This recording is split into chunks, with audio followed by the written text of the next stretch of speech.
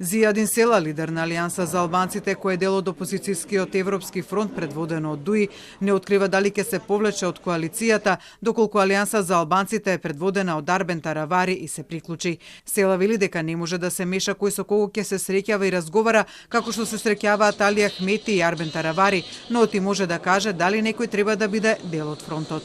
Има средби, од друга страна мене лично тоа и на Алијансата за албанците не ни смета. А дали треба да биде дел од фронтот или не, за тоа имаме право и ние да го кажеме нашиот став.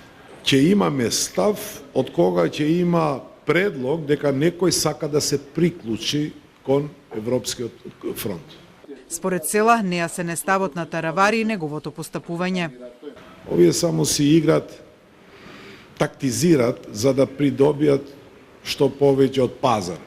За жал, ја имат политиката имат сфатено само како пазар со чувствата на граѓаните и со интересите на граѓаните. За можноста за обединување на Алијанса за албанците никаква соработка со крилото кое се отцепи, Села вели дека може да има само доколку Таравари си поднесе оставка. При тоа тој го повика членството од партијата на Таравари да се врати во партијата која тој ја предводи.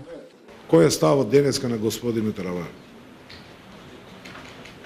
И затоа немам ништо лично и персонално, да се работи за човек кој те имат издадено и не можеш да му веруваш, бидејќи не можам да гарантирам дека и во иднина нема да се случи. Јас сум уверувал, сега не му верувам повеќе.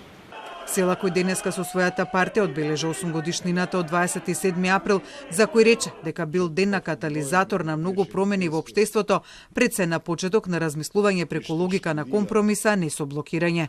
Како придобивка од тој ден за Села е почетокот на процесот кој ја доведе Македонија до Преспанскиот договор и членството во НАТО, но и што од тој ден Албанец седнал на чело на законодавниот дом.